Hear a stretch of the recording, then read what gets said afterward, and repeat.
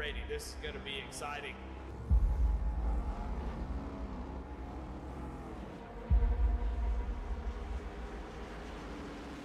And we got a restart zone to go. Green flag is out. Underway.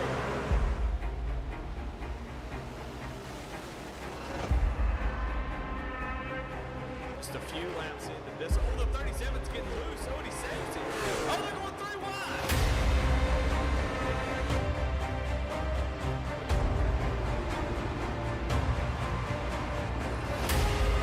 We've got a 5-way fight for the win of this race coming to 4 laps to go.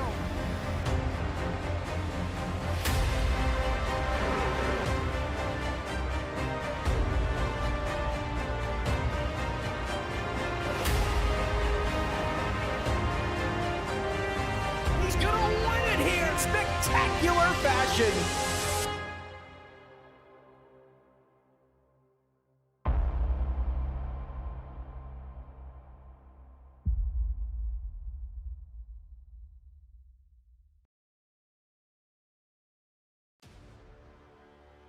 Seventh race of the season at the Temple of Speed, Monza.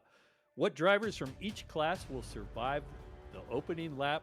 Turn 1, chicane down there as they head high speed here at Goat Locker Racing. This is the Goat Locker Sports Car Series presented by MK Fire Design, right here on V-Speed, your #1 source of online race coverage. I'm Ken Huber, and alongside me, as usual, I've got Jacob Lemke. Tonight, we got a special guest on production. We got Bobby Bender, and then, like always, Dougie Beard providing the fine camera work here tonight.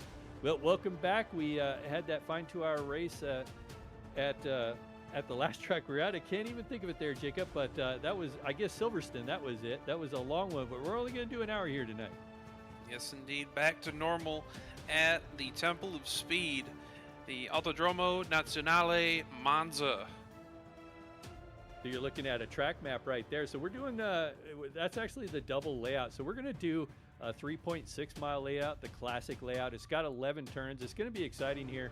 That first, we're going to turn these cars loose on the green flag. And like I said, that first chicane is such a scary situation going into that when the green flag drops, because everybody's trying to get woed up, and that's when all the cars are stacked up. But for now, I guess what we should do is just go right to the grid, because we're running a little bit behind here tonight. So we'll go to the grid and talk about our Jam Printing and Promotions Pole Award winner. And Jam Printings and Promotions, since forming in 2013, Jam has contributed to printing and promotional sponsorships to more than 60 local nonprofits, with the primary focus on organizations that assist veterans, women, and children. They have been with Goat Locker since the very beginning. Local and veteran certified. When they do well, they do good in the community. They certainly do good here. And on the pole tonight, we have no surprise there. Actually, a little bit of a surprise, but Nathan Graham had a good run last week. He's going to find himself out there on pole position tonight with Sammy Yosef on his outside in P2. In P3, you got Brandon McDonald, Mr. Superfast out there in the 92, and Elijah Toth, another one of those fast drivers out there in fourth. Wesley Burke, who's been showing some really good road course promise out here as of late, will start that 04 machine in P5. Samuel Egge will start P6. Jason Kristen will start P7. And Jamie Lipke will start P8. Reagan Carty will start P9th, which is kind of surprising here tonight, because he's usually one of our faster guys. I don't think he was able to get a time in, so going to start near the back of the GTP field. Bill Mulfield will start 10th. And then Corey Vonnen will wrap out your 11-car GTP field.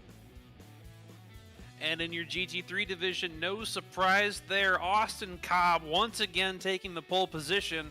Uthman Badmus, a name we haven't heard of though so far this year, rolling off second.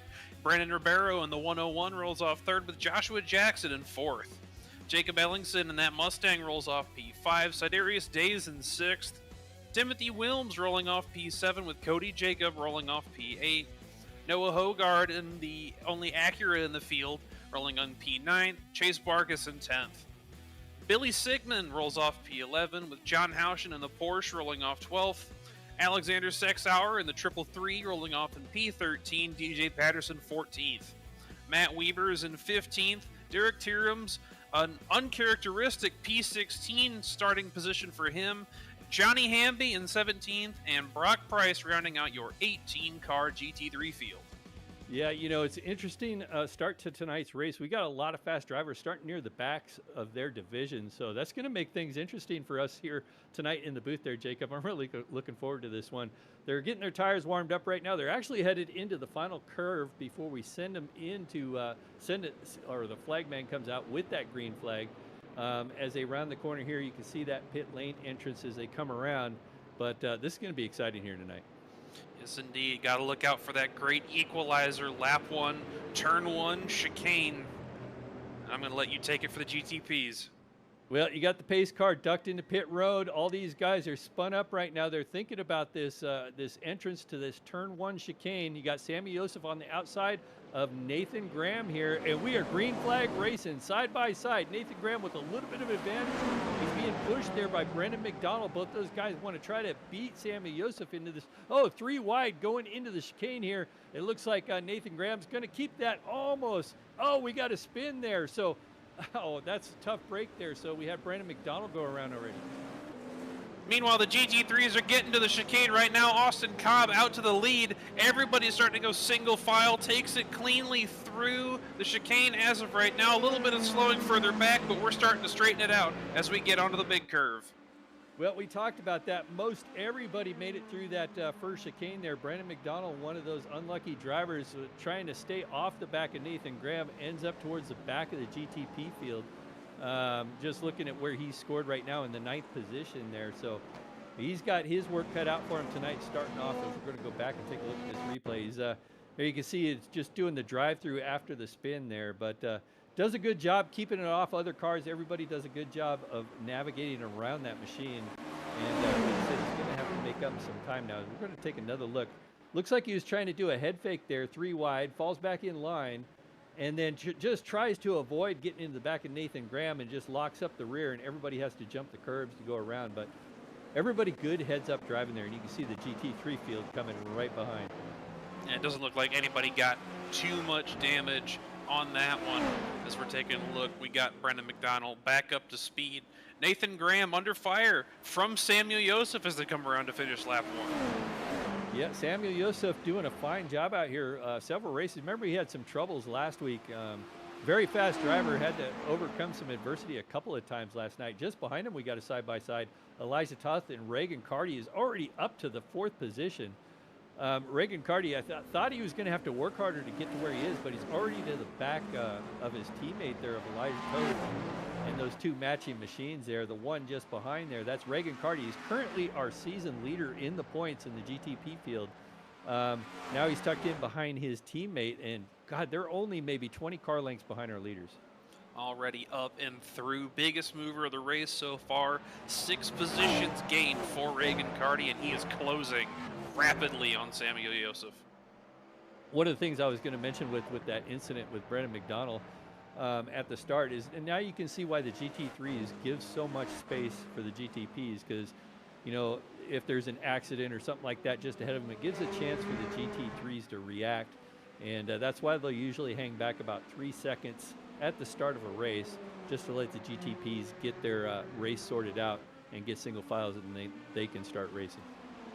Yes, and it definitely paid off this time as we see Austin Cobb, who uncharacteristically under fire for that lead position. He got out to the lead after taking the pole, but Badness and the 015, that other Corvette, right in his wake right there. As we were taking a look at the gap between the two, just under 1/5 of a second as they go through Ascari right now, that undulating chicane. Those 2 different sections of Ascari, even as they get onto the back straightaway toward Parabolica. Yeah, Ascari is one of those turns. It's the one that makes me the most nervous on this track because, you know, these GT3s, with the way the transmissions, all these cars are different and they're set up different. And sometimes you might want to grab a different gears. We got to pass maybe for the lead of the GT3s. No, going to run it by on the outside. They're going to get back single file, but as he's taking another peek there, you can see Uthman Badmus there trying to take another look as the 2 Corvettes go down the front stretch. But as I was saying, there's a couple sausage curbs in there. There's triple sausage curbs on each corner of that chicane in Ascari. And what you kind of want to do is get the car to bounce over the middle one. So you hit the first one, and then you bounce over the second one, and then you just kind of you make your landing on the third one at the exit of the third one, and you do that on both sides, and it's kind of hard to time. And if you get it wrong, it sends the car, into the wall basically. But if you don't try to get it right, then you just lose tons of lap time. But at the same time, in your vein, that's one of your more trepidatious sectors of the track. That is where I'm the most comfortable. I keep telling people that are trying to learn this track, you can take a lot more speed into Ascari than you think you can. As we're watching everybody go through that middle chicane and watching the potential overtake as Chase Barkas to the inside makes contact with the Mustang, and that Sidarius Day is dropping like a rock further back through the field. I think that might result in a penalty. Yeah, that Mustang's got some damage backed into the wall. Go back and take a look here. Yep, Barkas has a nose to the inside and just pushes up off of that curb. Days might have gone a little bit too far inside there. He gets it woed up, biffs the wall there, but I don't think there's any spoiler damage. Gets it back going and out of the gravel. Yeah, it looked like there was a little piece that come off there on my screen, but sometimes that's the nature of the physics that we have here at iRacing. But yeah, some unfortunate events already in this race, but as we're watching that Mustang try to get it gathered back up, and we're looking at Jacob Ellingson right now in that Mustang, the My Little Pony Mustang. He's got Cody Jacob right behind him. Cody Jacob currently running in that Mercedes, that blue and black Mercedes just behind him there. These guys are running for the 5th position, so Cody Jacob would like to get himself into the top 5 right now. He's got Jacob Ellingson right in front of him. Jacob Ellingson is another one of those drivers that have been showing really good road course speed here, but the consistency just hasn't been there for him. And speaking on Cody Jacob, I'm sure you can see the familiarity in that paint scheme for the Mercedes. Oh, yeah. As we've got a McLaren and a Corvette painted up in that same way. Meanwhile, Austin Cobb, who's running that two-tone Corvette, has been passed for the lead by Uthman Badmus, who leads him down into the back half of this course and onward through the these are the Lesmos right now, onto the back straight towards Ascari. Yeah, I was watching that driver during practice, Uthman Badmus. I almost called him something else, but I was going to call it Uthman Badass because he's so fast out there. He was very fast in practice, and he was one of probably my favorite driver, my pick for win tonight because he was so fast in practice and just watching him get around the track. And of course now he's out there in the lead, and he is a newcomer to Goat Locker here, so his inaugural race here at Le Mans, and he's showing these guys that he's here to play. Letting everybody know he is a bad, fast man. Brandon Ribeiro now caught up to this group as well, as we got a 3-car battle for the GT3 lead. You know, the funny thing is about Austin Cobb, our points leader for the GT3 field, is he is, other than last week late in the race where he was able to run by himself for the last half of it, he's been battling either his teammate or other drivers all season long. So it isn't like he's been cruising to victories. He's got 3 victories on the season, but they haven't been necessarily easy. But he's done, he's made the right decisions, made the right pit strategy, and got himself into the wins. And not to mention he's a very fast driver, but he's been in this situation before, being in traffic, trying to get these wins. So I'm not counting Austin out of this just yet either. Yep, and what I think he's best at in the field, which attributes to those wins that he has, he is one of the best at minimizing mistakes. Yes, you see him slip up every now and again. We see him battle with Derek Tierums week in, week out, and he just swaps positions with him every now and again. We saw an uncharacteristic issue at Red Bull Ring, which cost him the win in that in his division there. But since then, he has been red hot and he has been flawless. Well, speaking of another flawless driver, Reagan Carty currently running in second. He has gotten by his teammate there of Elijah Toth and Samuel Yosef as well. He's gotten by that machine. Currently trying to run down now Nathan Graham. Now Nathan Graham has had some time. Nathan Graham's currently leading this thing by about 2.5 seconds. So he's had time not to have to push anything. But now that Reagan Carty has got all the traffic, all the competitive traffic that he needs to dispose of, he's just looking at some lap traffic right now he needs to get around, and he's going to set his sights on Nathan Graham. Now Nathan Graham, like I said, is just about 2.5 seconds there. Nathan Graham is already getting around all this traffic as they're starting to to get around through all the busy downtown traffic, as you'd like to say, is that they're starting to lap drivers. Yep, Cardi now within 2 seconds of Graham, flashing that Corvette of, I believe that's Alexander Sexauer, as they ebbed up going through the Ascari chicane right now. A little bit of a wide exit for Cardi, but he keeps it on track, and you can see just how close those two are for the lead of the GTPs. Yeah, and now just ahead of him there, Nathan Graham working on Sedarius Days. He goes around there, and then the next car will be Reagan Cardi. So Reagan Cardi started at the back of this GTP field in less than 3 laps. He's already nipping at the back spoiler of Nathan Graham, and Nathan Graham definitely knows he's there. Yep, these two are going to shape up for a hellacious battle later on in this race. We got a little over 50 minutes to go here, and it's already shaping up to be a really good one. So, you know, one of the things, we went to 65% fuel. At the beginning of the season, we were at 50%. We went to 65%. We know that the GT3 field, they can just do this on a one-stop, but Monza is such a very fast track. You spend a lot of time on throttle, and the prototypes are the ones that are going to be kind of iffy. And so the question is going to be, is this going to be a 2-stop race for them? Is there any GTPs that might be able to save and do this on a one-stop? But my sense is that it's going to be, you know, one full stop and then one maybe splash and dash towards the end. I'm not really sure, but I think that's how it's going to play out. And as long as you're taking care of your tires, there shouldn't be any issue with that splash and dash. As we see Derek Tierham's getting past Billy Sigmund. Tierham's now up 9 positions from where he started, trying to catch back up to his teammates. Oh man, sorry to move around with the cameras, but you can see back there Nathan Graham. All kinds of traffic. These guys are getting ready to go into the parabolic corner here. An interesting corner because it starts off tight and opens up, and you can really stand on the throttle a lot earlier than a lot of other corners. And it really feels good when you get it right. You can see Nathan going to the inside there. This is the best place to run into all this traffic, because once you get into this next corner here, as they're going into the first chicane, it's very difficult. So Nathan has got all those cars clear. Just behind him, Reagan Cardi, you can see him back there in that blue and red machine. He's going to get hung up through these GT3 cars, because they're going to be in the chicane. So that's going to slow his progress trying to run down Nathan Graham. And that gap is opened back up to that 2.5-second mark. Yep, up through Curva Grande. We'll taking a look. Reagan Cardi now back over 2 seconds to Nathan Graham, getting up towards the middle chicane here. Takes it, that left-hander, and then the slight right that pushes. It's a lot tighter through there than you think, and then it opens up into the Lesmo 1 and Lesmo 2 section on the back half of the course. You're watching him cut that as tight as he can onto the back straight and getting through some more lap traffic.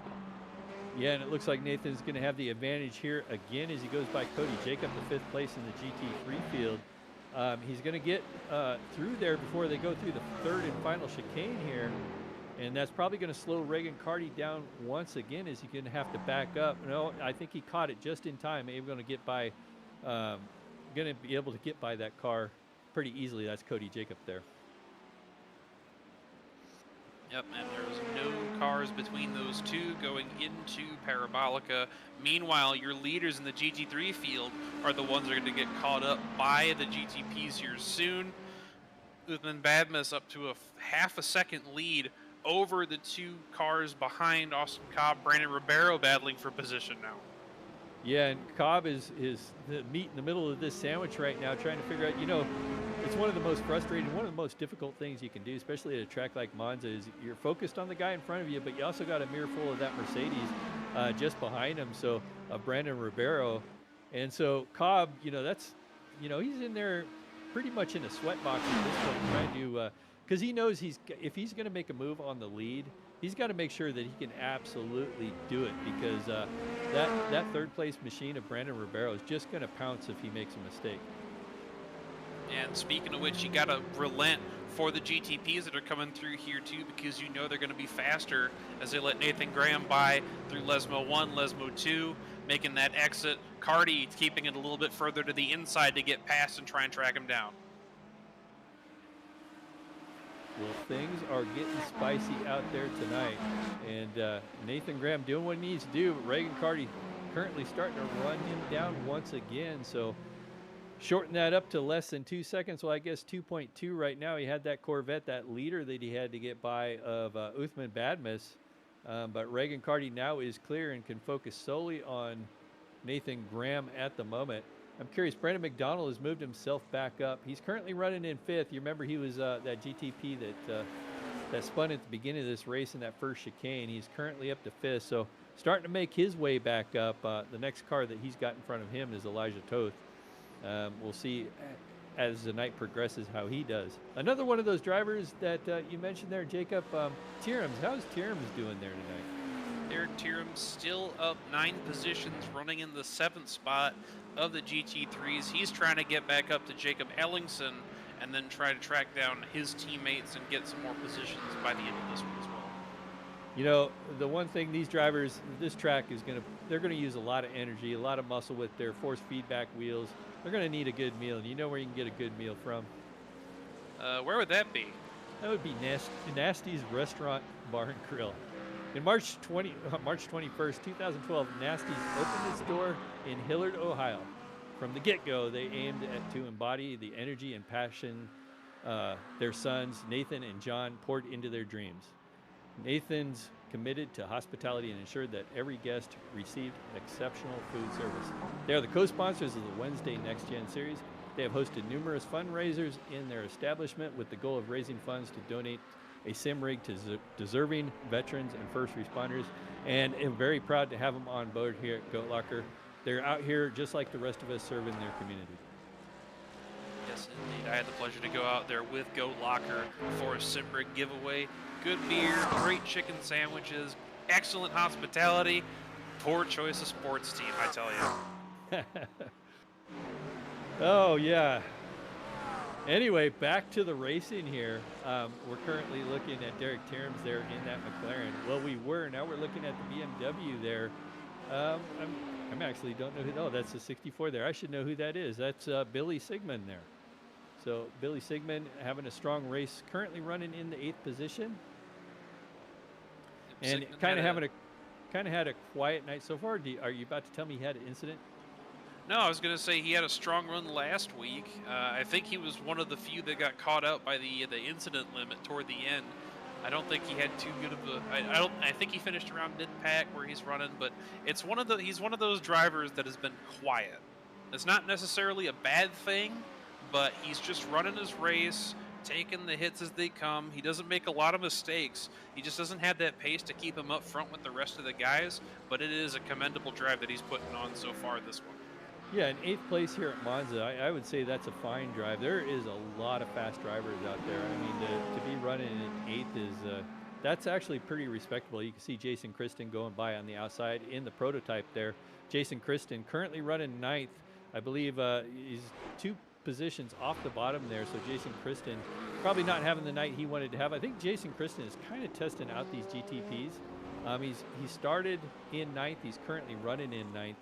But I think he got in here, he wanted to check these prototypes out, and he's actually doing a good job. You don't see Jason Kristen involved in incidents or anything like that. I think he's just out there trying to run a clean race, get used to these cars. Those prototypes aren't the easiest thing in the world to drive. Yeah, and the thing is, if you're in the process of learning a different car or anything like that, there's going to be some form of an adjustment period through a lot of this, and what we've seen all season long from Jason Kristen. Oh, we got 2 GT3s around just behind. I think that was the 66 at John Houchin in contact with someone else. It looks like they're getting back going. That was Tierams. Yeah, and I think Sigmund might have been involved with that too. We were just talking about having that quiet race, but take us through this one there, Jacob. It looks like Houchin took a little too much. There goes Took Sigmund, a little too much speed into the chicane there as he toes to the pits. Might have been some contact with the BMW coming through there, but that is an unfortunate shot as he just backs it up. Not entirely clear, and he is He's going to be using his fast repair with that one. Yeah, that's the corner that gets me usually. So I'm usually pretty fast here, but it's like one of those things here at Monza that just sometimes I don't get it right, and it scares me. So sometimes I'll give up some lap time just to not make that mistake here. Yep. Taking a look at the 158 of Noah Hogard, our only Acura in the GT3 field, trying to chase down the 21 of Johnny Hamby, just ahead of him in the McLaren. And I think that this is a battle for the 8th position right now. Hamby up 9 spots, now your biggest mover after Tierham's had to take it down pit road. And Hogard is he's glued to the back bumper of that McLaren. Yeah, so Hamby is another one of those newcomers to the league here. Now, I've raced with Hamby in other leagues before, so Hamby is actually a very fast road course racer. I'm kind of surprised he's back here in the 8th position because I expected him out there in the top 5 at least, but we are running open setup, so I don't know what kind of setup he has on the machine. He might not have got a lot of practice in, but he's got a hard charging Noah Hargood back there in that Acura there once that position taken away. See, Jacob Ellingson has had some troubles just ahead of him. A little bit slow getting that Mustang back up to speed. Looks like there's almost a little bit of damage, but that could be that My Little Pony paint job there. But Ellingson seems, yeah, he's got some front end damage on that Mustang. I'm going to go back and maybe take a look and see what exactly happened to Ellingson here. It looks like maybe the same problem here going into this 3rd and final chicane, and this is what I was talking about, getting up over these curves, and the rear end of that Mustang just steps out and takes a little bit of a nose header into the wall. They do have one quick repair, and I believe they're in there. Yeah, they're definitely in their pit window, so I think he'll be able to get that Mustang onto pit road, get it repaired, get it back out there, and maybe not lose too much. Yeah, that's a lot of aero for how much straight running we have on this track, and it's going to be helpful to get that bashed out. As we're taking a look once again, Nathan Graham still leading your GTP field, but Reagan Carty has gotten within 3/4 of a second of him. Yeah, and here's where it's going to be interesting too, because if they come in before the 30-minute mark, and we're at 22 minutes or so into this race, they come in before the 30-minute mark. That's going to tell us that it's definitely going to be a 2-stop race for these guys. So Nathan Graham definitely wants to hold. He gave a nice charge last week at Silverstone, and definitely Nathan would probably like to get the win here tonight. We know how strong Reagan Carty is, but Nathan Graham is no slouch himself. I just don't know, how much time Nathan Graham has in the prototype cars. I know Nathan Graham is very good in the GT3 cars, very good road racer overall, whether it's, Indy cars, the prototypes or GT3s, but I know he's super strong in GT3s. He's been strong in the prototypes. Can he hold off Reagan Carty here tonight? That's going to be the question of the evening, as they got 17.5 seconds over the 3rd place car of Samuel Joseph right now. Great aerial shot of this battle as we see Nathan Graham and Reagan Carty all the way down that back straightaway. Carty in the wake of the 0-5 down, backing it down through the braking zone into Parabolica. Slow up, just get your line through the corner, accelerate, and then you're hard on the gas all the way through the back end of it, straight down the front straightaway. Yep, and definitely Nathan is watching his rearview mirror there and watching that Reagan Carty machine close in. Catching up to somebody and passing are two different things. This is such a high-speed straightaway, though, so there is a little bit of that toe advantage that Reagan Carty's going to have in the back. But that's also going to hurt him on the downforce into the braking zones, like that heavy braking zone we just watched him go into. Reagan Carty's got to be very careful not to lock up the brakes, because that rear wing of Nathan Graham has taken all the air off the front of that car, and it's very easy to lock up the brakes into these braking zones when you're up behind somebody. Especially with how aero-dependent these GTP cars are. Meanwhile, this battle for second heating up immensely. 4 seconds.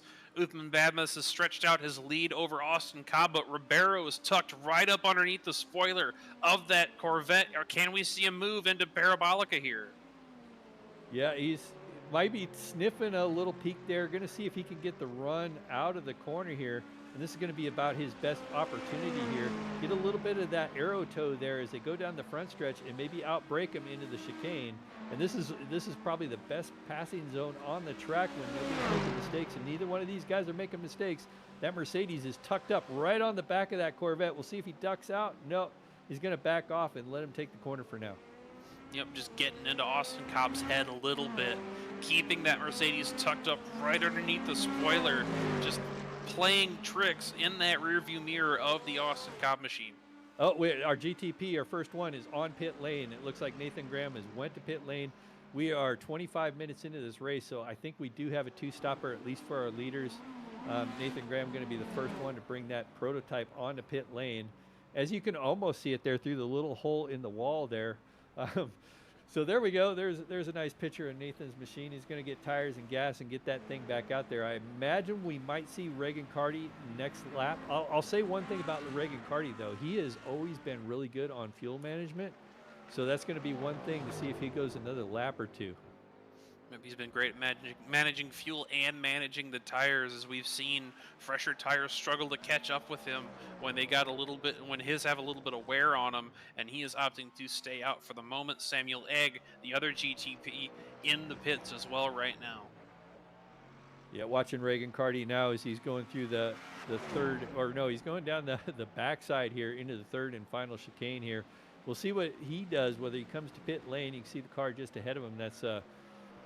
That is Cody Jacob, the teammates of Austin Cobb and Derek Tierham's there, just ahead of him there in that Mercedes.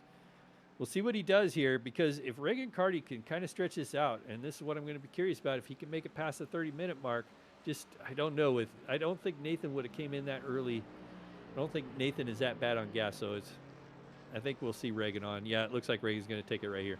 It might have been a strategy call as well from the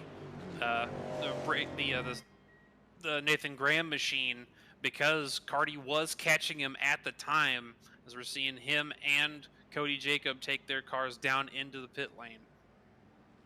And then we got our third place prototype going through. That's Sammy Yosef. He's going to be headed to pit lane. So Sammy Yosef in the third position, bringing that silver Cadillac down. I think that's, no, it's Porsche, excuse me. Not that these cars look similar or anything. Regulations. Yeah, and then you can see Brendan McDonald back there on pit lane, as well as Elijah Toth. So it looks like Brendan McDonald has gotten around Elijah Toth. So Brendan McDonald is right now currently sitting in that third position. That's probably going to change once this pit cycle's shaken out. So Brendan McDonald's starting to make that recovery that he's needed to make since that early spin at the first lap of this race. Is Nathan Graham back on pit road? Oh, I wonder if he got a speeding ticket. Oh, he's got a meatball. Some kind of damage on that car. Oh, no. Oh, you can see at the front end we don't have a really good shot. The pace car is in the way, but that he's got all kinds of fender damage on the front of that car. So something happened while we were watching the pit stops, and it looks like he had a tow. Yeah, that's a tough break. Well, that's going to leave Reagan Carty some breathing room right now. He's got Samuel Yosef currently running in second, but he's got quite a gap over Samuel Yosef at the moment. I'm looking at 20 seconds, 17 seconds. Oh, we went back and took a look at it there. Lots of damage on that car.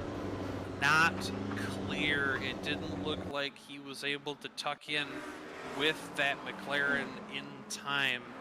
And let's see if we get a better shot of this. We got the aerial shot right now. Tucks it in. Yeah, Ooh. He just wasn't. I think the McLaren either might have been a little too late on the brakes, or he tried to make too ambitious of a move to get in front of him.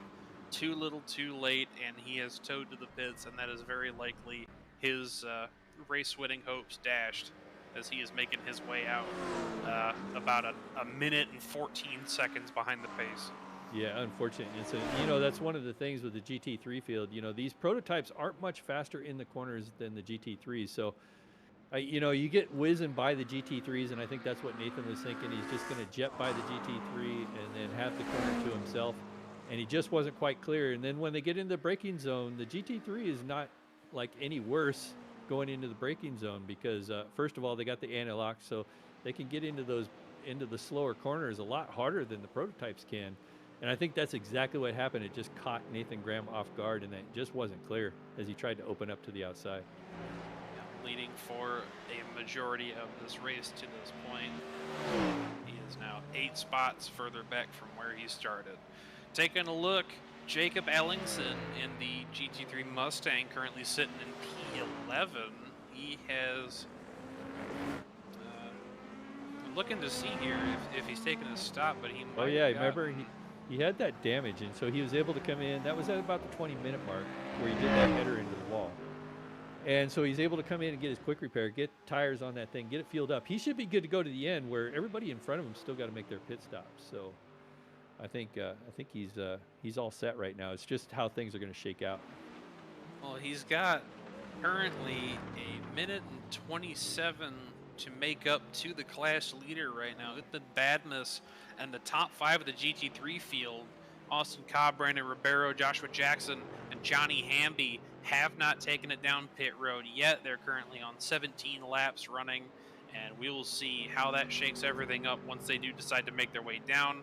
Brandon Ribeiro right behind Austin Cobb once again for that second spot. Yeah, these GT3s can go about 40 minutes, maybe 35, 40 minutes on 65% fuel. So I imagine within the next 5-10 minutes, we'll start to see the rest of these GT3s head in as we're watching this battle for second. Been continuing on. Uthman Badmus is just kind of checked out on these two. Got 3.5 second.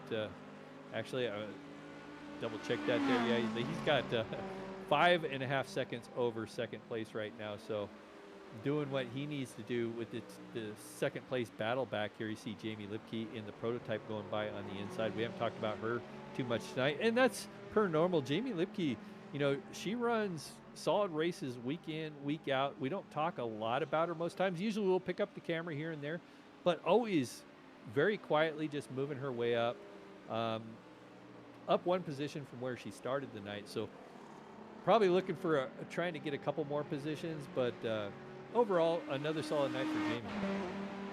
And they're one of the drivers in Go Blacker that makes an effort to be in as many races as possible. We see him day in, day out, all week long through a lot of the series that we have on offer here. And you can see her right now. She's catching up to the series or the class leader in the GT3 field, that Corvette there. Uthman Badmus, inaugural debut here at Goat Locker Racing. We'll see how good he is on the pit strategy here, and the pit time is actually going to be more important than anything. But he's doing a great job out there, as I said, with a 5-second lead over the second place car of Austin Cobb, our current championship leader. So Uthman Badmus has got quite a bit of points to make up, you know, over the season. He's starting really late, the 7th race of the season. I'm not sure he's going to be able to contend for a championship, but he's definitely putting on a show here tonight. Yes, indeed. I really like that tritone red, white, and blue paint that he's got on there. Corvettes look good in just about any paint scheme, so that's what I got to say about that. You know where you can get a really good paint scheme for your Corvette, Ken? I'm sure you can tell me. Yep. Custom iRacing cars designed for you, by you. Harpoon Designs can design cars based on existing NASCAR schemes or a fantasy theme. Online image is everything in today's business world. From brand identity to effective digital marketing graphics, Harpoon Design is a one-stop shop for all your graphic design needs. We offer artistic solutions for all modern mediums, including print, electronic, and web media.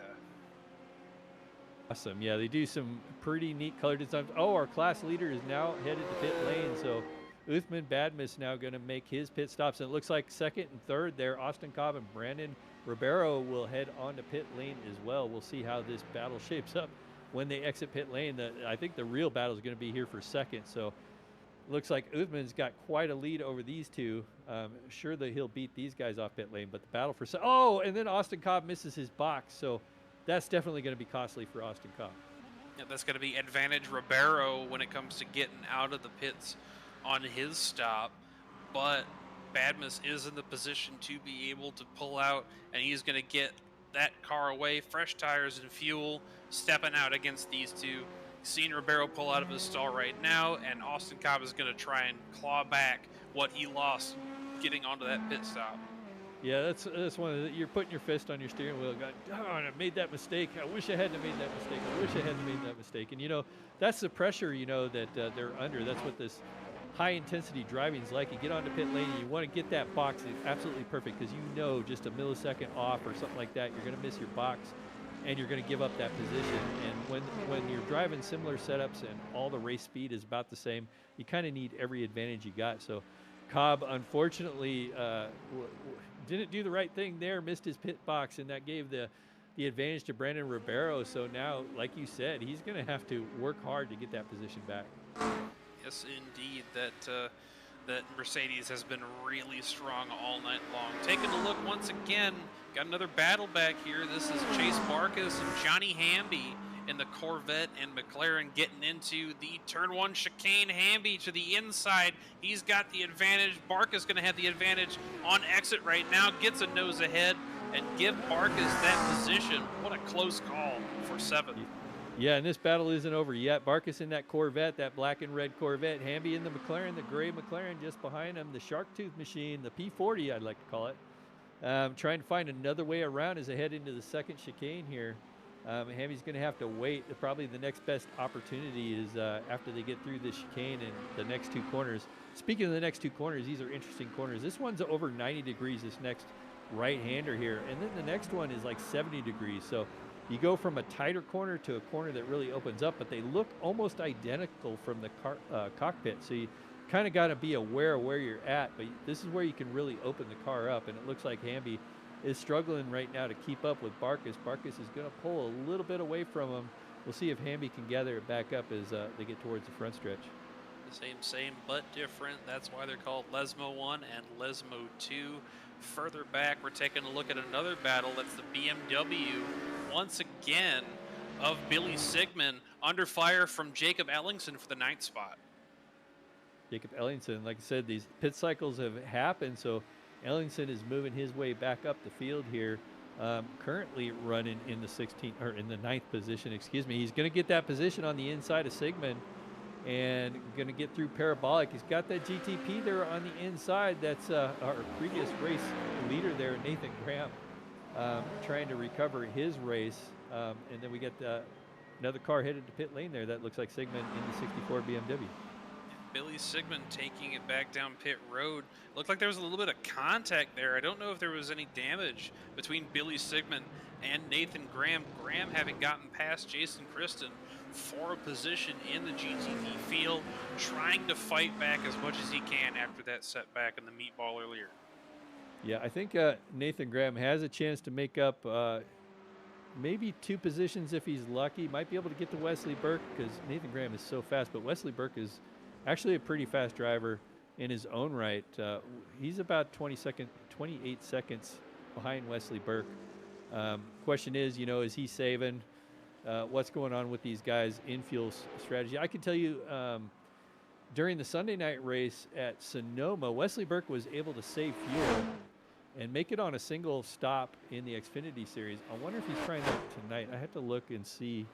No, I wonder when he made his pit stop there. So he's 5 laps. He was able to go 1 lap further than anyone else in the GTP field other than Jason Kristen and Jamie Lipke. Both those drivers went a lap further than everyone else, but I don't know if it's going to be enough. Nathan Graham getting that little splash of fuel on that stop that he made to get the faster car. Meanwhile, taking a look at a replay, looking at Austin Cobb getting around Brandon Ribeiro, making that lunge to the inside, down the back straight, getting towards the chicane back here, in through the left-hander, wraps it back around to the right, and then exiting to the left once again onto the back straightaway. Position 4, Austin Cobb. Yeah, now Cobb, he's going to need that car in front of him, that leader, Uthman Badmus, to make a mistake there to have any chance at a win right now, because Uthman Badmus is just currently dominating this field. Once he's got the lead, he's never looked back right now. Got about 7.5 seconds back to Austin Cobb. You can see that blue and black Corvette going by your screen right now. They got a prototype coming up on him, but I believe that's Wesley Burke. And yeah, it is Wesley Burke coming up on the 2 class leaders for second there of the GT3 field. Going through the final chicane there, and Wesley will go by on the outside. Yep. GTP getting by the 2 GT3s that are relenting for position here. Austin Cobb still fighting extremely hard with the 101 of Brandon Ribeiro. Ribeiro putting on an awesome show, battling with the top runner in the GT3 series right now. As far as points go, Uthman Badmus loving every second of this as he steps it out further and further ahead, just over 7 seconds ahead of these two. Yeah, and all these cars drive different, handle different between the tracks. And you know, the interesting thing that that Brandon is dealing with is he's back there in a Mercedes, and I know that Mercedes has a lot of straightaway horsepower, probably very good on the straights. But you know, I drove the Corvette for a number of years, and the Corvette is very good on the slow, like the chicanes. That's where the Corvette really shines.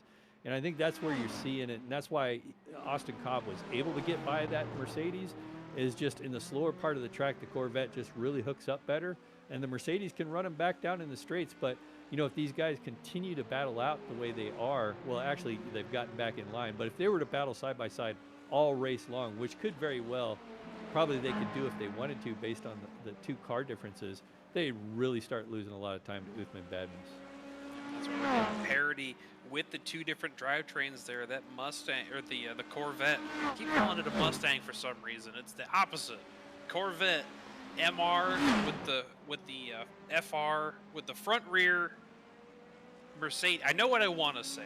I just can't say it for some reason. Yeah, and I don't. Mid-engine rear drive Corvette against a front engine rear drive Mercedes, and they seem to be evening out between the tight technical corners with the advantage of the Corvette versus the high horsepower straights that Mercedes just keeps right back on the back bumper of Austin Cobb. Yeah, well, speaking of Corvettes, you know, that's a new modern Corvette, the 8th generation Corvette. But, you know, if you want an older Corvette and you want to show off at the coffee shops on Sunday morning and stuff like that, I know just the place for you to get one. And that'd be Cruisin' Classics, located in Columbus, Ohio. Cruisin' Classics has a beautiful 56,000 square foot showroom filled with hundreds of unique automobiles. There is something for everybody out there.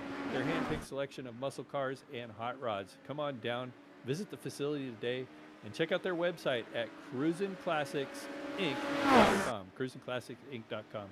And, you know, I've checked out their website, and, you know, I've had classic cars pretty much my whole life. I don't have one now, but if I ever got back into the need to, like I said, go to that Sunday morning. Oh, we got some battling on the track there between second place. We weren't watching it, but I happened to catch it there while I was talking about Cruisin' Classics there. But that Mercedes got into the back of Austin Cobb there. They were able to both keep going, but that was a close call for both those drivers. I'd like to see if there's any damage on the front end of Brandon Ribeiro. Taking a look, there was a slow GT3 to the inside. Jamie Lipke getting through in the GTP on the outside just then. Ribeiro backing it off a little bit into the, going through Lesmo 2. I don't see, they're still close. As we see Nathan Grand get past him as well. Is it going to happen up here? Is Ribeiro just going to misjudge the braking here? You can't miss it. It was a hard hit, but I'm not sure where it was on the track here. I just caught it out of the corner of my eye. They were all stacked up in traffic there, and Ribeiro gets into the back of Austin Cobb, but I don't see any damage on either machine, so I think both of them, there we go. Now I think we're going to take another look here. I think we're looking at these two with the GTP coming through the center there. It doesn't look like, I'm not seeing any contact between these two. No, I'm not seeing it here. I think it was earlier. Anyway, it caught my eye when I was talking about Cruisin' Classics, and I didn't mean to cut that off, but just one of those things that could have been disastrous for both those drivers. They're able to drive away. As we're looking at pit lane, it looks like that McLaren of Tyrrell's is on pit lane. I don't know if this is we got Brendan McDonald on pit lane getting his service done. So it looks like that splash and dash for Brendan McDonald, final stop of the night. Yep, still watching these two battle it out. This has been the closest battle on track for a majority of this race. We do have another battle further back with Chase Barkus, Johnny Hamby, and Jacob Ellingson fighting for that 6th position of Barkus. We're seeing Jacob Ellingson up the outside, Hamby having to relent to that inside line. Ellingson going to have the advantage exiting the first chicane, and it looks like Hamby might have been forced off the track there. Yeah, it's just tight racing there. You don't have the entry and exit angles once you're racing side by side into that. And I got to say that McLaren of Hamby looks like it's struggling a little bit in the chicanes tonight. Just I don't know if he's got the right setup under that car, but I've seen you just watched him go over the curbs there, and you don't see too many drivers use the curbs like that. And Hamby's been using up those curbs tonight in that McLaren. So I don't know. We do run open setups here in this division, and you just might not have got the right setup under the car that he needs tonight, but allowed Ellingson to get by. Ellingson, if you remember, had that early incident, got some front end damage, got that car repaired, had to make that early pit stop. Ellingson now having a decent night as he's back up there now into the 7th position, now going to set his sights on Chase Barkus in that Corvette. Another great battle to the GT3 field. A constant fight for position through here, but another fight has come to an end.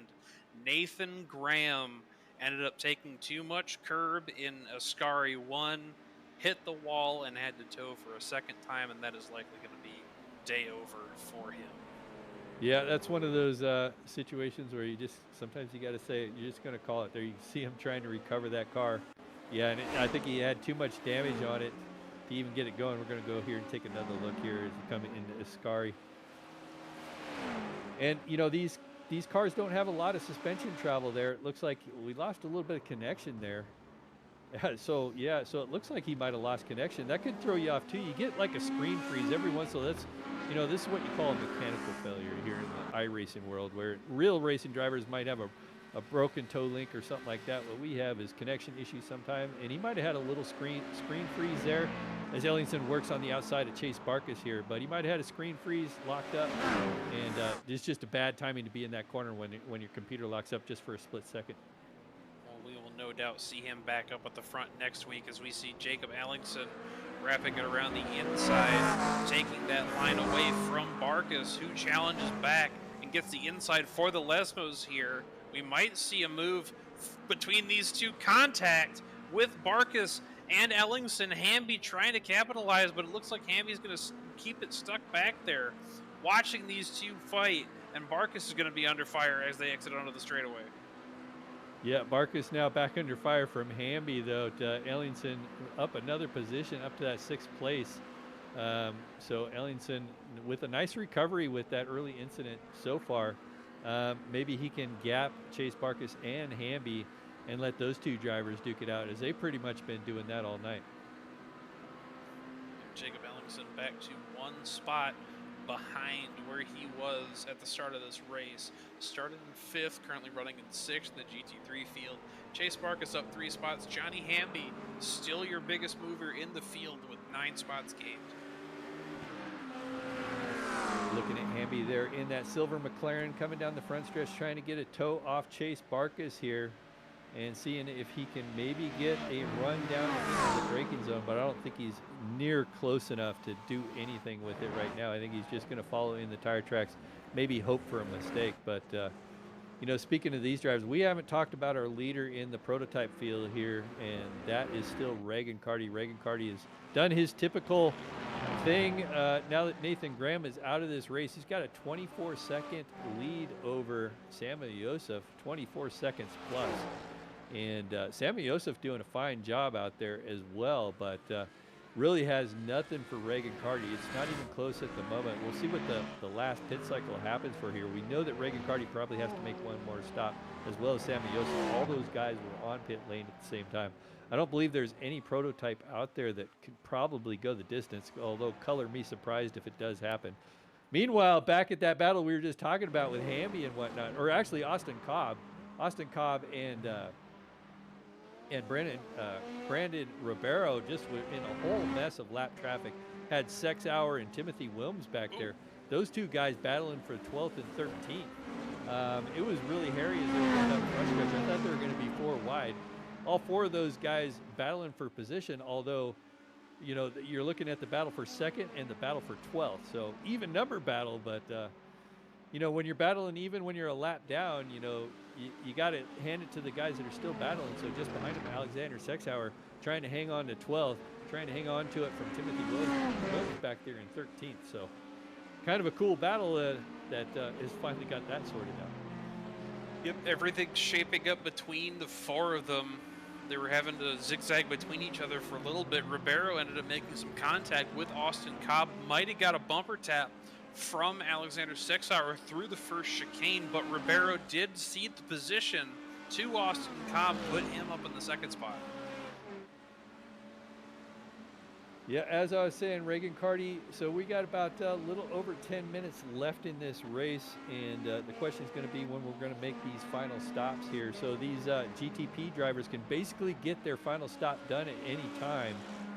So, you know, I could say, well, probably in the next 5-6 minutes they'll be making their stops, but technically they can just come in and get it done anytime they want. That's going to be a question when we start seeing these prototypes come in for their last stop of the race. So far, everybody is elected to stay out. And I still wonder, Jacob. Oh, I see Jamie Lipke exiting pit lane, so it looks like she's made her final stop. Looking now, Sexauer under threat there from Wilms, it looks like. So Sexauer, this is the battle for, like I said, 12th, or Timothy Wilms. Yeah, Sexauer and Wilms. Wilms is going to have to fall back in line. We'll see if we can outbreak him going into turn 1 here. No, took a peek, nothing doing here. Yep, opted for the safer option, which is to back it down a little earlier than the entrance of the corner so that Sexauer had no time to brake and he didn't run into the back of him, try and take him into Curva Grande here towards the middle sector. Going to try to curve to the outside here and maybe try to do the undercut. Of course, you're not going to have the advantage when you do this. Oh, but he's got him here. And is he going to outbrake him into the zone? Oh, and he had to back it out. That's the one thing. You can't get the angle on the inside. That's a problem with that turn, is you got to be so careful. And I got to hand it to Timothy Wilms being very respectful and not forcing that issue, backing it off and falling back behind. He'll try again. Very smart, very patient from Wilms, letting Sexauer make his own mistakes as he goes a little bit wide there. And Wilms forces the issue to the inside. Drag race down the back straightaway as they make their way toward Ascari. Wilms is going to have the inside of the chicanes going up here. Yeah, but that BMW's got some horsepower, but couldn't quite outrace him to the chicane. Try to do the undercut here. Sexauer is really driving that Corvette hard, and I think he's making all kinds of mistakes there, and that's allowing Wilms to take peeks and try to get around him, but Wilms will fall back in line. So these guys pretty evenly matched at the moment. Yep, this is the best way that these guys are able to learn how to run against each other. Sexauer pushing that Corvette as hard as he can down into Parabolica, the slow, and then the gradual build-up back onto the throttle, full throttle as you're exiting onto the front straightaway, and Sexauer pulls it into the pits, giving Wilms that position. Now that was strategy I was not expecting, because these cars should have been able to make it. So I'm not sure why Sexauer has had to make that pit stop. That's very unusual, and then he misses his pit box. So Sexauer taking tires in field, not sure what his strategy was there. So, well, that battle is over. So I guess we'll have to move on back to the second place battle in the GT3 field. I'm going to go back and take a look at Austin Cobb, still under threat with him and Brandon Ribeiro, where this whole race, pretty much they have been nose to tail this entire race. And eventually something's got to give here. You know, we're less than 10 minutes away, 7.5 or so. And, you know, Brandon Ribeiro would probably like to get that position taken back from Austin Cobb. And like I said, he's only got 7.5 minutes to get it done. So it's showtime or go time. Yep, and just to remind everybody, Uthman Badmus is the leader in the GT3 class. He's a little under 8.5 seconds ahead of these guys, but Austin Cobb and Brandon Ribeiro have been the whole show tonight for the GT3 series. They haven't been more than a second apart from each other when they've been next to each other in the running order. They have been putting on a massive fight for this past hour, and it is great to see. Yeah, absolutely. You know, we've had this almost every race, Jacob. You know, there's always some battle going on these road courses, and here at Goat Locker Racing, it's always been exciting. We've never been at a loss for things to talk about, and you know, it's great watching these drivers go back and forth like that. I'm watching another battle here. Got Noah Hogard and Chase Barkas right now are nose to tail. Another one of those battles. Like I said, there's just battles all over the track. Chase Barkas trying to hold on to that position. He's got Noah Hogard back there currently in that Acura. I almost called it an Audi, but they both started with an A, so I was halfway there. But trying to get that Honda power around that Corvette. Can't quite do it yet. We got a prototype going by right now. The way it looks is dressed up like a rare brick Honda. Hogard makes contact with Barkas going into Ascari, and that just elevated Barkas to a half a second lead over Hogard there. And I'm looking at this. This is not the first time I've seen this. I think Hogard's flash button must be broken or something. Because why are you flashing a car in your own, in your own class? Can you explain that to me? I almost feel like he's watching the broadcast. He knows we're talking about him, so that's why he's flashing his lights. I don't know. It's hard to say. Flash your lights there, Noah. Let's see if you're paying attention. But yeah, he is flashing his lights. He is watching the broadcast while racing. I don't recommend that. That's one of the things that gets you in trouble. You listen to the broadcast. Hey, the guys are talking about me, and then you make a mistake. I kind of like to focus and then watch the broadcast later. But that's me. We always like these guys watching our broadcasts, and very happy to have our drivers watching these things, and we enjoy putting it on for them. But be careful out there, Noah. We want to see you do well. It might have been what caused that contact between him and Chase Barkas. Do us all a favor and focus on the race, dude. Yeah, I think he is. He's still got time to chase down Chase, no pun, or whatever you want to call it. Oh, he did. He got right up to the back of Chase there. Chase had some struggles getting through his car there, and that's going to allow Noah to get right back to him here. I thought that was Ascari, but it wasn't. It was the second chicane. So I'm getting my track where I'm at on the track mixed up myself as they go around through turn 7. And, you can see that Noah is back there. He's got the prototype. I want to say that was Jamie Lipke going by. It was. So Jamie Lipke still running in the 7th position in that prototype, but this is the battle for the moment. Yep, this is the closest battle on track besides the battle for second place in the GT3 field. Still Brandon Ribeiro and Austin Cobb with less than 5 minutes to go now. And then we got to pay attention to our GTPs and when that final pit stop. I'm watching Reagan Carty. He's coming by the pit lane right now with 4 minutes to go, unless I missed it. Just got to check here. Don't know. Yeah, I think did he make his stop to pit lane there? We might have been watching. I think he did. I think he's got 2 laps in this stint, and he did make his final stop. So I was expecting to watch these pit stops, and it looks like we missed it. Yep, everybody having taken the splash and go. I can see he is on his 2nd lap of the current stint. Samuel Yosef having re-inherited the 2nd position. Brendan McDonald in 3rd now for the GTPs after everything is shaken out. And that is likely going to be your finishing order, barring some divine intervention here. Well, I don't know. Brendan McDonald is fast, and he's coming up on Samuel in a hurry. So we might have a battle here in the GTP field here in moments there. You can see Brendan McDonald in that red and yellow machine. Samuel Yosef up there in the silver Porsche. And the question is can Brendan McDonald run that other Porsche down of Samuel Yosef? And he's just got a lap or 2 to get this done. Just going to look at where Reagan Carty is on track. Because that's going to tell me where this white flag is going to come out. So it looks like Reagan Carty has just went through Ascari. It looks like we're going to have 2 to go when he passes the start-finish line here. So, yeah, so it would be 2 to go. Reagan Carty's coming by the start-finish line. So Brandon McDonald's going to have 2 laps to get this done. So the question is can he? Yep, he's going to have to chase down the 36 of Samuel Yosef. Meanwhile, Brandon Ribeiro and Austin Cobb still extremely close on track. We almost saw them get it together again towards the back half of this one. And they have not a lot of time left as we watch them both push a little light out of Lesmo 2 down the back straightaway. That Mercedes is trying as hard as he can to catch back up to the Corvette. Yeah, and I was going to talk about the Chase Barkas battle, but Chase Barkas just headed into pit lane. So another one of those drivers that are kind of off the strategy here tonight. Not sure what's going on. I thought Chase had a pretty good run going, but he's going to give that position up now as he heads to pit lane. So this battle in the GT3 field, this is about the best battle as it has been all night.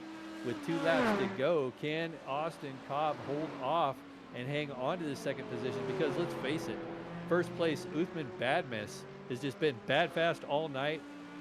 Currently, he's actually lost a little bit of time up there in that Corvette. Only 7 seconds ahead. He was 8+. But he has lost a little bit of time, but there's no way that these guys are going to be able to catch him. So, and here we go. We got a battle here as they come down the front stretch here. Taking a look to the inside, defending. Took a peek, decided not to do it. And this is probably going to be one of his final chances here.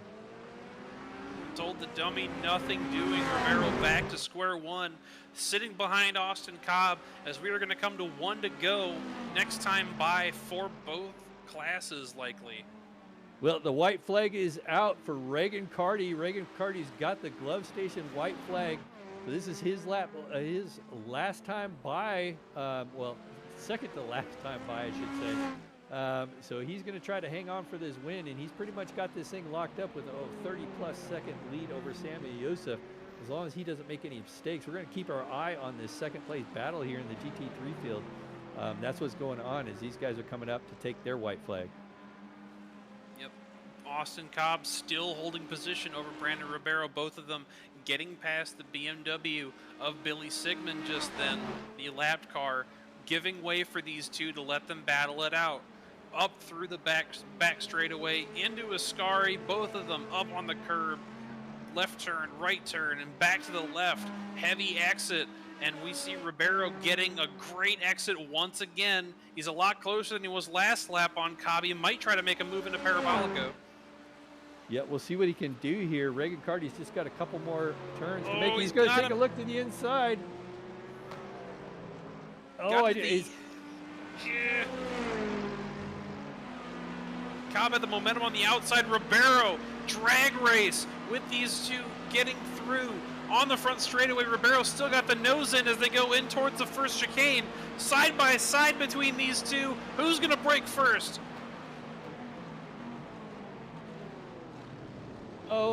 Ribeiro's got the advantage on the inside. This is the last lap. Reagan Carty has taken the win. He's going by the start-finish line right now in the prototype field. Reagan Carty gets the win, but we're watching this intense battle here for second. And what a battle it has been. Ribeiro is out now in front of Cobb. Cobb has managed to hold on to second for most of the night after starting on the pole. But right now he's finding himself just on the edge of the podium here in third place. Can he get it back here in a half a lap? Cobb's had the speed through the corner, but Ribeiro with that power on the drive off. Lesmo 1. Cobb taking a much narrower line through the corner, getting a great exit, entering into Lesmo 2. The Mercedes chops it a little bit. He gets into the gravel. That might be an opportunity for Cobb to get back to him. Cobb on the outside. It's not the preferred way as they come into Ascari, though. We'll see if he can get him cleared. I don't think he's going to get him cleared. He's going to have to be careful here. He does clear him. Very close going into Ascari 1, then Ascari 2. Ribeiro's going to have to do it in the next 2 turns. Ribeiro trying to get as much of that power as he can. He loses it out of the exit of Ascari. He goes around, and he is going to have to get this one back going in order to salvage his position. Austin Cobb is going to come home with second. Ribeiro having to keep it in it. He's got damage. Joshua Jackson in the background is going to have a great run to try and get him in Parabolico.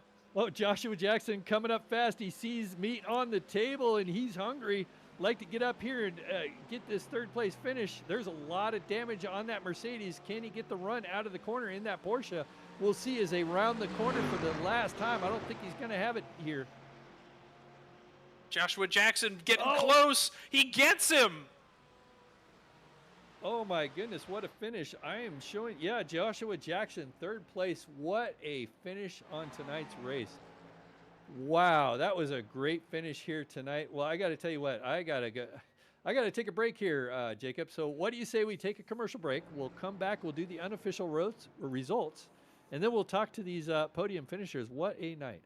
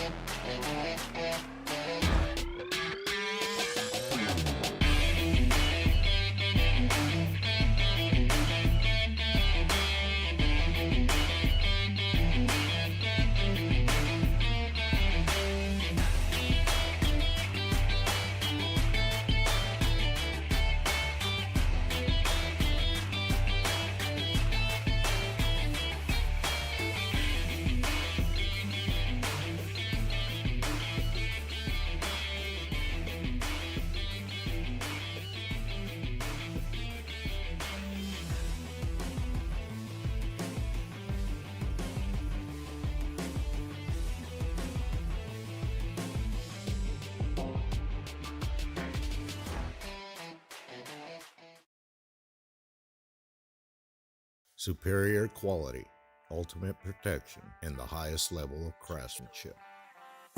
We make our gloves for the hard worker that wakes up every morning and gives 110%. You deserve the highest quality protective gear that's going to work for you, day in, day out. We know it can be tough deciding what companies to trust for your hard-earned money. It's all in our name. We've mastered our craft to help you master yours. We make our gloves rugged, durable, and designed for you. Whatever the job is, we have you covered. We are your glove station.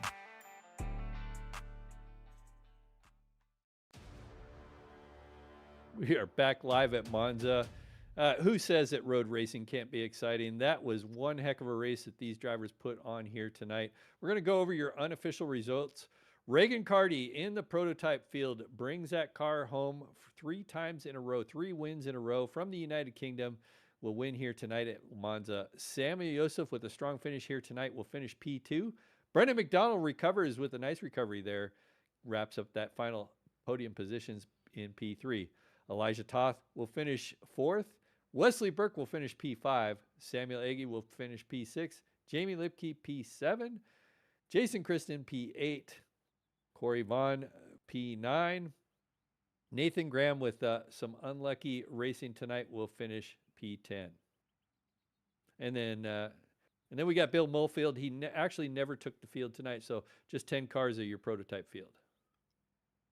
And for your GT3s, in his first start with GLR, Uthman Badmus, bad fast, running away with the win here with 7 seconds over Austin Cobb. That great battle toward the end. Joshua Jackson edged out Brandon Ribeiro, who had damage. Cody Jacob brings it home for a P5 finish. Noah Hogard in P6. Johnny Hamby in 7th. Jacob Ellingson in 8th. Chase Barkas in 9th.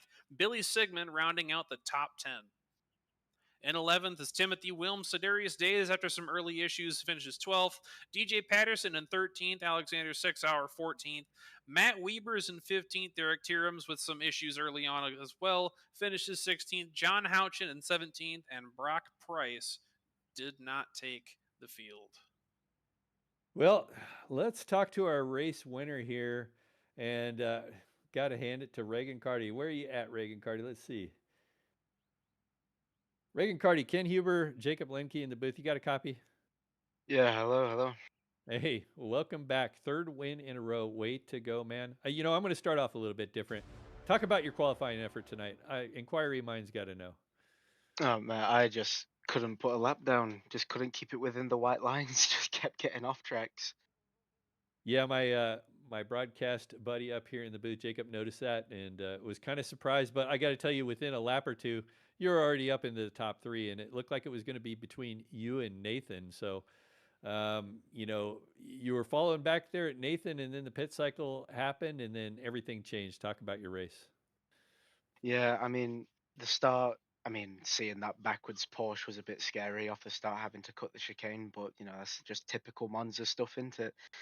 And then just kind of clawing my way through, got within like a second.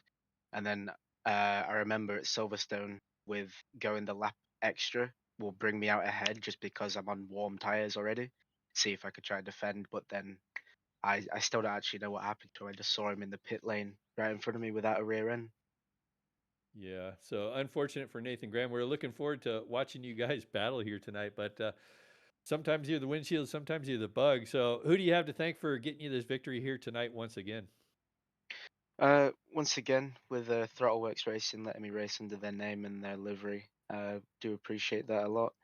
And for putting on this league for Lincoln Tech, Save 22, MK Fire Design, and Zach Graphics, Indiana Department of Veteran Affairs, InVets, and ATYL. All right, well, there you have it. Reagan Carty, 3 wins in a row. Now, 4th win on the season. Your current points leader in the prototype field. Starting to dominate there a little bit. So we'll see what he has in store for us next week. Well, I'll tell you what, Jacob, who do you have up next? Sir, I am standing by with your GT3 winner on debut, Uthman Badmus. This is Jake Lanky in the booth. You got a copy, sir?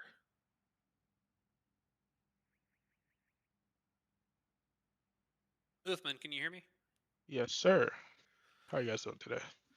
Excellent. And I'm sure you're doing pretty well as well. First start, first win for you. Take us through that race for you. Yeah, thank you very much. It was an interesting race. Got out qualified by a good friend of mine, Austin. But he was kind enough to let me pass in the first few laps, and then from there, it was pretty much a tire management race. Just I could push. I tried to push as much as possible, drop them out of my draft. Once we hit the pit cycle, I saved a tiny bit of fuel, so I didn't get jumped. And then at the very end of my race, I was just keeping it on track. My tires were so gone because I took so much pace out of them at the beginning. Yep, you rolled it for a majority of that race, and I'm sure it was helped by that hellacious battle that we saw. Austin Cobb and Brandon Ribeiro didn't get any further than a second between each other. They were fighting constantly throughout the entire race, and that might have helped stretch it out a little bit in your favor. Definitely. And who do you have to thank for putting you on the top step of the podium? Well, for today, we have Lincoln Tech, Save 22, MK Fire Designs, and ZAT Graphics, and Indiana Department of Veteran Services, IN Vets, ATYL, and personally for me, it's iCoaching. We offer coaching and setups for a bunch of cars on iRacing, as well as TSD Designs. He made that wonderful livery you guys were talking about over there. Santiago Tovar, that's his name. And Luke Mansky Racing for helping out with the setups. They're a really solid group of guys, IndyCar and sports cars. And my parents, last of all, probably the most important ones out of here, actually. Yes, sir. That's always important to thank and just to remember where you came from. Thank you for your time. Congrats on the win. We'll see you next week, sir. Thank you very much. Have a great rest of your day. You as well. What a nice Well, guy. Who do you have up next, Ken? well, I got Sammy Yosef. Sammy Yosef, Ken Huber, Jacob Lincoln in the booth. You got a copy? Hey, Ken. Hey, well, don't sound disappointed. You had a heck of a race out there. I mean, you didn't win it, but man, you're showing some heck of speed out there. Those prototypes are not easy to drive. Talk about your race tonight and how you were able to hang on to second. Of course, you started there, but you're really coming along this season in these prototypes. Yeah, uh, I switched over to the GDPs and MLM. I just told them, oh, I just want to try it out, and I got instantly hooked. And so we've just been progressing every race. Monza, fortunately, last week, IMSA A class was at Monza, so I took the opportunity to get as much practice as I could in IMSA A class.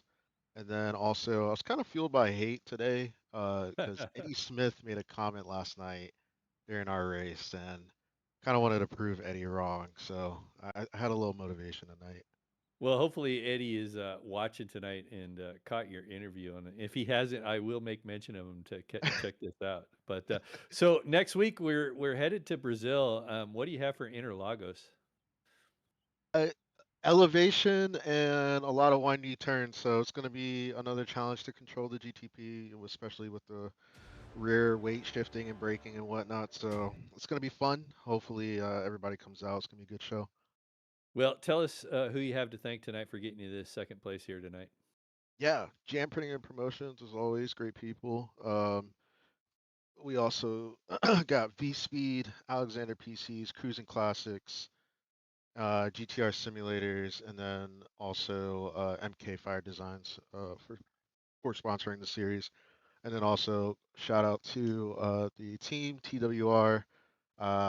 We had a 1 through 4 on the GTP side, so great job, boys. We'll see you next week. All right, look forward to watching that race. Good luck. Thank you. Well, there you have it. That was Sammy Yosef. So your second place finisher there in the prototype field. Who you got now, Jacob? Yes, indeed. Somebody that I have had the pleasure of talking to for a majority of this season. And I'm not used to talking to him after somebody. Austin Cobb, this is Jake Linky in the booth. You got a copy? I do. How are you guys doing? Doing quite all right, sir. I'd imagine you're doing pretty good as well after that. I want to talk to you about Uthman. He ended up stepping it out on you guys, but for about 55 minutes, not counting that pit stop, and it got close on pit road as well. You were battling tooth and nail with Brandon Ribeiro for that second spot. Take us through some of that. Oh my goodness. Yeah. I mean, pretty early on, as you mentioned, Uthman got ahead, and then I made a small mistake in between the two Lesmos, and once he broke draft, I knew that was pretty much over because he is very, very quick, as you guys saw, and the best I could do was match his pace. I knew I wouldn't be able to, um, speed up. But yes, the Mercedes that Brandon was driving, my goodness, and Brandon himself, I mean, he could have passed me at any point, pretty much any time he wanted to, but he was lifting heavy. He was bump drafting me, and so I kind of just held my line, and I'm like, well, if he wants to get around me, he pretty much can choose any point on this track because I was really struggling with the rear tires in the Corvette today, and yeah, eventually, finally, he launched that move in the final lap, and I tried to keep it clean, and it was some good racing, and I saw him make that mistake in Lesmo 2 earlier in the race because he got by me in pit stops, and then I got by him going into Ascari. He let me have it, um, and then I was like, maybe if I just stay close, he'll make that mistake again. So he touches the gravel again. I'm able to get around the outside. He was faster through Ascari for the entire race, so I knew it would be like a battle into Parabolica, and he unfortunately dumped it on the exit of Ascari, so it gave me the breathing room to bring it home. And then I went back and looked, and it looked like he sputtered to the line and gave up the third place to Josh. So very fun race. We talked afterward. Super chill guy. It was a game of cat and mouse, but yeah, he was very pacey in that Merc, man. That was a lot of fun. I just had to keep my cool and try not to make too many mistakes out there.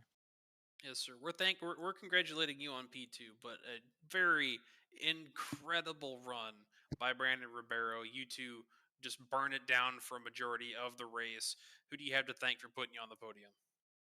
Yeah, so Jam Printing and Promotions, MK Fire Design, ZAT Graphics, V Speed, of course, Alexander PCs, Cruising Classics, and GTR Simulators. And as always, have to thank my other half as well. So, um, yeah, thank you all for enabling us to go racing here. It's a very fun league. It's awesome that we have the broadcast. You guys do a great job. We appreciate that. Thank you for your time. Congrats on the podium. We will see you next week. Thank you. See you guys. Take care. All right. Well, I am standing by with the third place finisher in the prototypes, Brennan McDonald. Brennan McDonald. So, what an interesting start to your race. First turn of the first lap, it looked like you tried to keep it off. Nathan Graham spun that car around, and then from that point on, you were playing catch up. Talk about your race tonight. Yeah, it was either that or go sniffing Nathan's rear end, which did not smell very nice. Had to lock the rears to prevent that. Thankfully, nobody collected me. It's just a tough race. It just never ended. There was always somebody in the way. Just it's the way she goes sometimes. Yeah, well, it was a good recovery to come back and get that podium finish. You know, some of these prototype drivers out here really shown some promise. You know, people like Samuel Yosef who finished second. I know you were running them down towards the end, but seeing a lot of new faces up there. I mean, you have always been fast out here on the road series, so seeing you run with some of these new names, kind of fun. It was kind of fun watching you come back up through the field. What do you think you're going to have there for Interlagos as we go to Brazil next week? Hopes and prayers, Ken. Every week, hopes and prayers. Well, I'm going to give you more credit than that because I think you're probably going to do pretty well. A little bit more flowy track, maybe a little. It'll be interesting. I haven't ran the prototypes there. Do you have any experience in it? Yeah, it's a lot of fun there. There's a lot of runoff. There's a lot of camber to help support the tires and the cars. You're on acceleration there, on the throttle, I should say. So it's a good track. It'll be a lot of fun. Traffic in the infield is always a nightmare, but that's everywhere. Well, who do you have to thank to get you that final podium position tonight? Yeah, I got to think iRacing, MK Fire Design, Sim Motion, Harpoon Designs, Zat Graphics. I got to thank MK Fire Designs, and then of course ThrottleWorks Racing. All right. Well, we'll see you next week. And that was Brendan Awesome. McDonald, your third place finisher in the prototypes here tonight. Yes, sir. And I am standing by with our third place finisher from the GT3 series, Joshua Jackson. They say it ain't over till it's over, but you were able to sneak away with that third place finish. Take us through that last lap.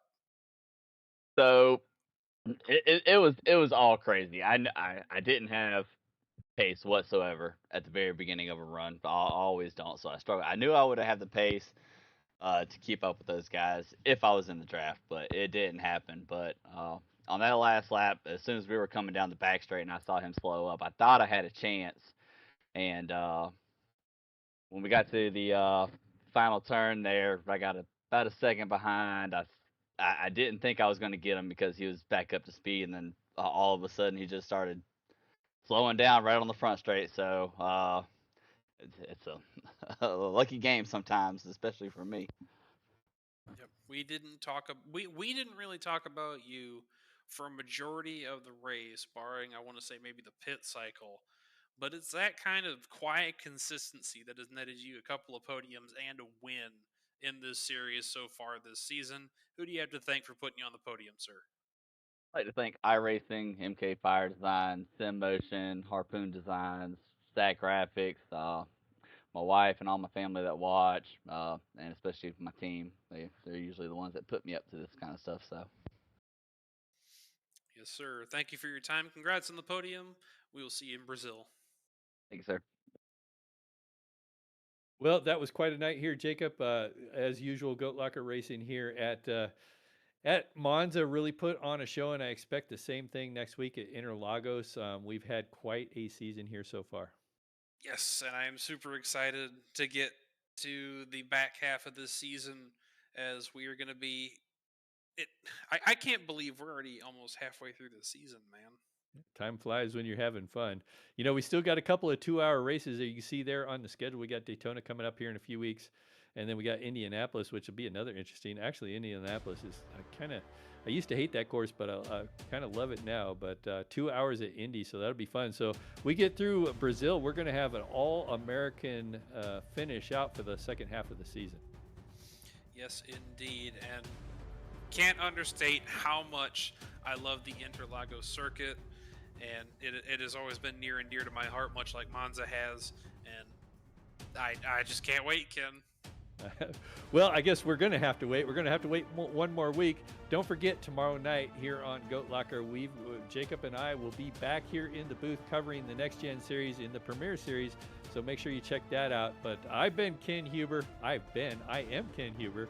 Alongside me, Jacob Lemke. We've had Bobby Bender providing production tonight, and then, of course, Dougie Beard on cameras. I want to thank everybody for tuning in tonight. Make sure you like and subscribe. We'll see you here next week at Interlagos. Everybody have a safe and